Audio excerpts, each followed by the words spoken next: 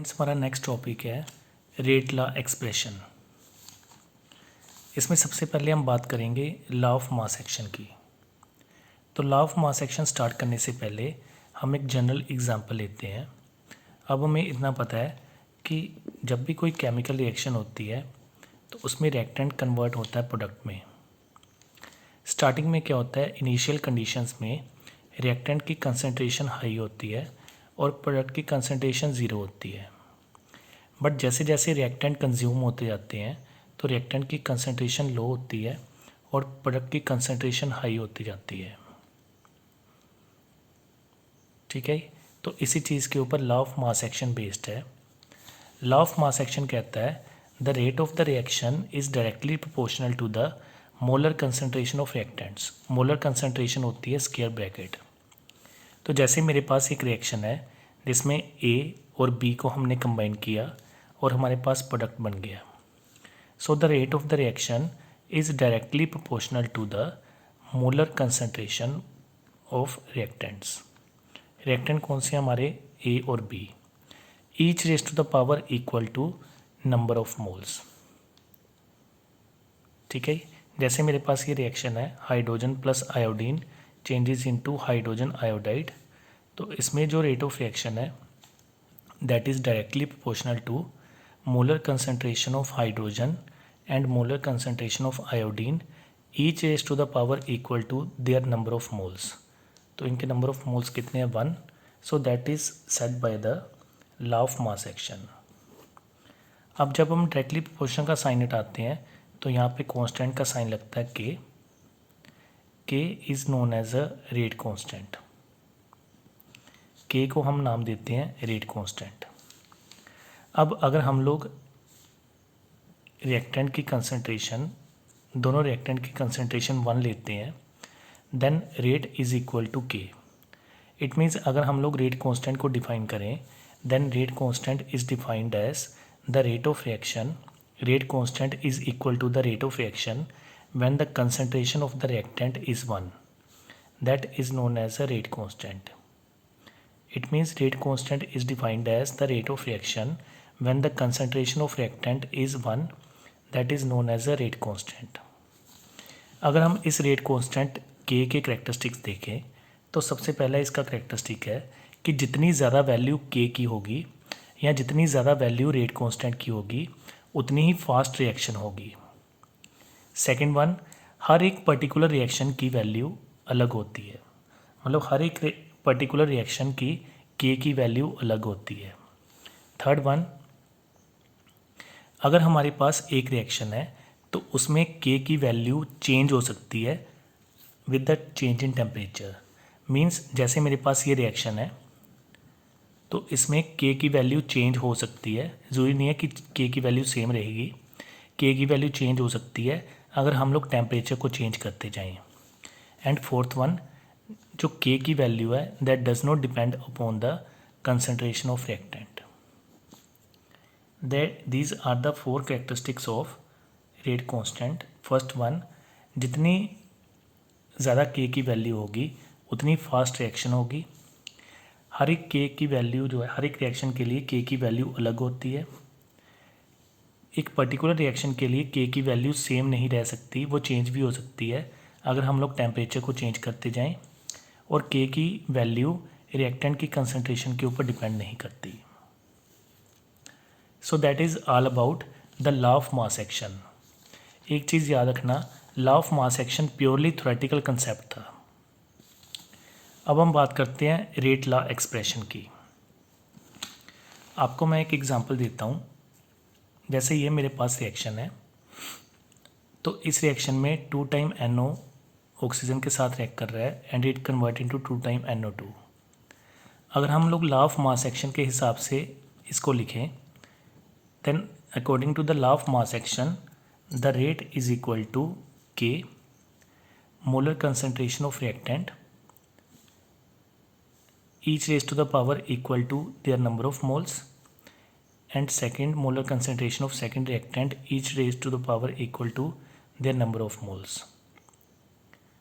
अगर हम इसको रेट लॉ एक्सप्रेशन की फॉर्म में लिखें तो हमारे पास रेट ऑफ रिएक्शन बनती है दैट इज़ इक्वल टू के NO power 1 and F2 and O2 power 1। अब क्वेश्चन ये आता है कि यहाँ पे NO की पावर 2 है और यहाँ पे NO की पावर 1 है। तो इसका आंसर ये है कि जो लॉ ऑफ मास एक्शन है दैट इज़ थ्योरेटिकल कंसेप्ट। जितने यहाँ पे नंबर ऑफ मोल्स लिखे होंगे वही हम लोग यहाँ पे अगर लिख देंगे तो उसको हम लोग लॉ ऑफ मास एक्शन कहते हैं। But this rate law is totally experimentally determined values. Experiment के दौरान जो भी इसके नंबर ऑफ मोल्स आए थे वही नंबर ऑफ मोल्स हम यहाँ पे लिखेंगे। तो यहाँ पे अगर हम लोग देखें तो इसके नंबर ऑफ मोल्स 1 है। इट मीन्स एक्चुअली में जो नाइट्रोजन मोनोऑक्साइड है उसके नंबर ऑफ मोल्स 1 है और 1 मोल ऑक्सीजन के साथ रिएक्ट करके उसने बनाया nitrogen dioxide. It means this rate law is totally and experimentally determined value कि एक्सपेरिमेंट के दौरान उसके जितने नंबर ऑफ मोल्स होंगे वही हमें बताते हैं रेट लॉ के बारे में। बट अगर हम एक रिएक्शन देखें तो उस रिएक्शन में जितने नंबर ऑफ मोल्स होंगे रिएक्टेंट के वो होता है लॉ ऑफ मास एक्शन का। अब सेकंड रिएक्शन देखिए।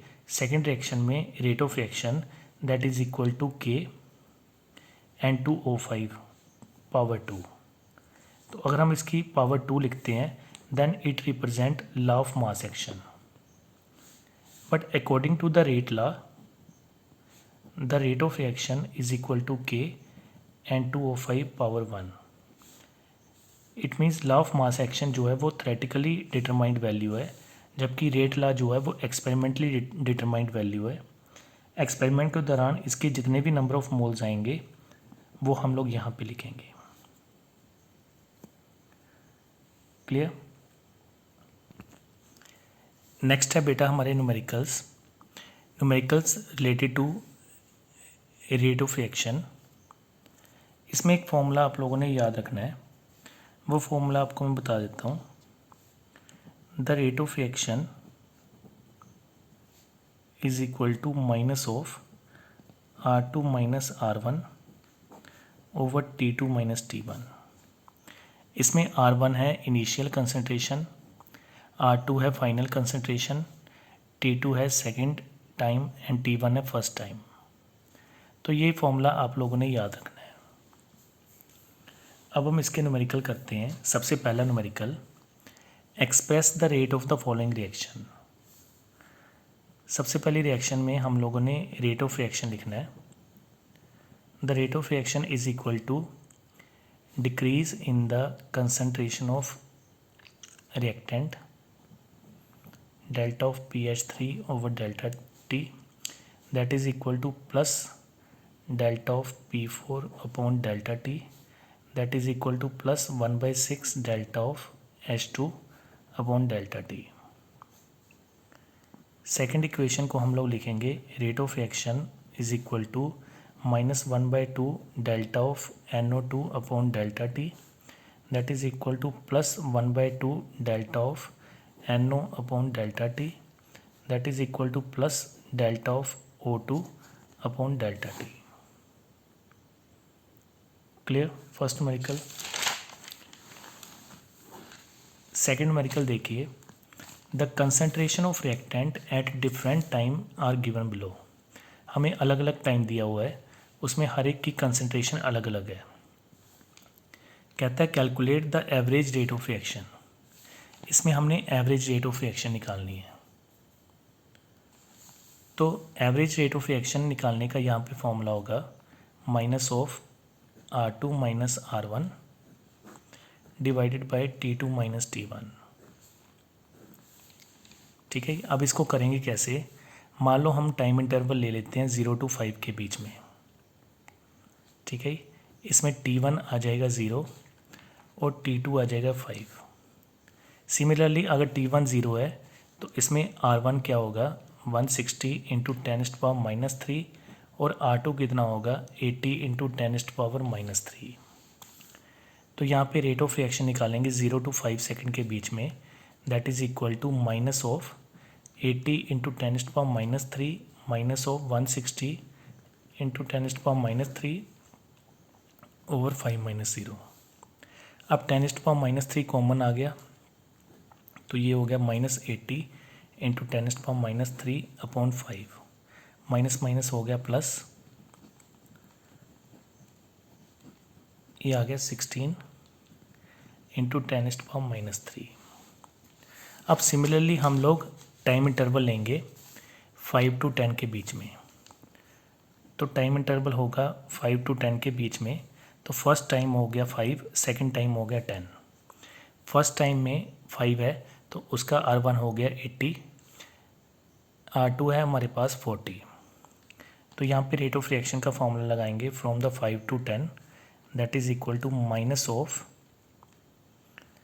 40 into 10⁻³ minus of 80 into 10⁻³ upon 10⁻5। तो ये आ गया minus of -40 into 10⁻³ upon 5, 40 upon 5 into 10⁻³, इसका आंसर आ जाएगा 8 इंटू 10⁻³। तो ये हमारा निकला 0 to 5 इंटरवल के बीच में, फिर निकला 5 to 10 इंटरवल के बीच में, फिर हम रेट ऑफ रिएक्शन निकालेंगे 10 to 20 के बीच में, फिर हम रेट ऑफ रिएक्शन निकालेंगे 20 to 30 के बीच में। तो इसमें जो भी हमारा आंसर आएगा that is the average rate of reaction at different intervals. Clear? ये क्वेश्चन समझ लग गया?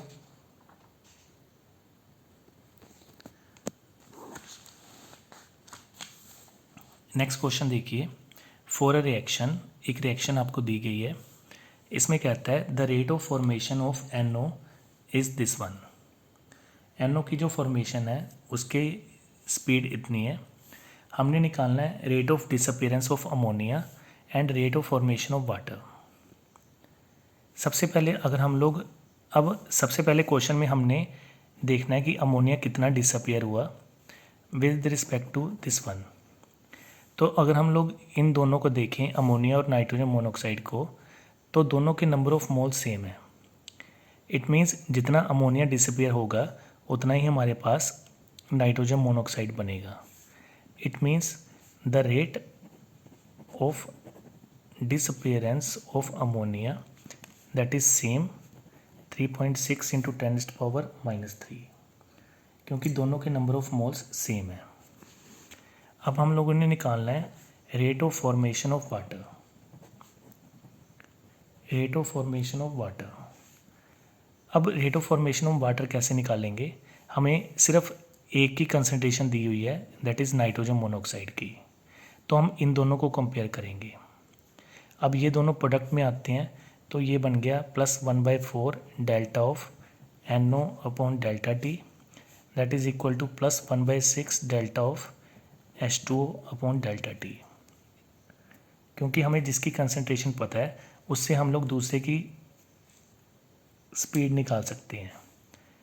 तो हमने वाटर निकालना है, 6 को यहाँ पे ले गए, ये बन गया 6/4 into delta NO upon delta T की वैल्यू है हमारे पास 3.6 into 10⁻³ that is equal to delta H2O upon delta T। आपका जो भी आंसर आएगा इसका आंसर आएगा 5.4 into 10⁻³ that is equal to delta of H2O upon delta T। तो ये हमारी वैल्यू आई rate of formation of water की। Clear students? नेक्स्ट क्वेश्चन हमारा, फॉर अ रिएक्शन, हमें रिएक्शन दी हुई है, rate of formation of NO2 is this one. हमें रेट ऑफ फॉर्मेशन NO2 का दिया है, calculate the rate of disappearance of N2O5। हमने निकालना है कि N2O5 कितना डिसअपीयर हुआ। इट मीन्स हमें एक की वैल्यू दी हुई है NO2 की और इसकी वैल्यू हमने निकालनी है, तो हम इन दोनों को कंपेयर करेंगे। ये बन जाएगा हमारा rate of reaction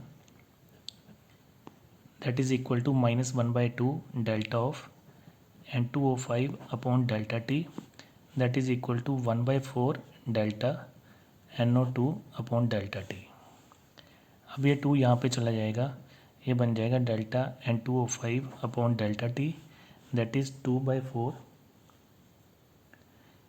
into 2.8 into 10⁻³ ये आ गया, इसका आंसर आ गया 1.4 इंटू 10⁻³ क्लियर। नेक्स्ट क्वेश्चन देखिए, कहता है the concentration of reactant changes from 0.03 molar to 0.02 molar in 25 minutes. It means starting concentration हमारी कितनी थी 0.03 मोलर, सेकेंड रिएक्टेंट की कंसनट्रेशन कितनी थी दैट इज़ 0.02 मोलर, टाइम कितना हमारे पास 25 मिनट्स। इट मीन्स जो हमारे पास स्टार्टिंग टाइम था इनिशियल टाइम वो था 0 मिनट और फाइनल टाइम हमारे पास जो आया दैट इज़ 25 मिनट्स। तो इसमें हमने निकालनी है एवरेज रेट ऑफ रिएक्शन। तो आपको पता है फॉर्मूला कौन सा लगेगा, that is minus of R2 minus R1 upon T2 minus T1। R2 हमारे पास कितना है 0.02 माइनस ऑफ 0.03 डिवाइडेड बाय 25, ये आ गया minus of 0.01 upon 25 minus of, ये आ गया 0.01 अपॉन 25 मिनट। क्लियर। इसको डिवाइड करके आपका जो भी आंसर आएगा that is known as average rate of reaction. Clear. तो इस तरीके के आपको न्यूमेरिकल आ सकते हैं रेट ऑफ रिएक्शन के।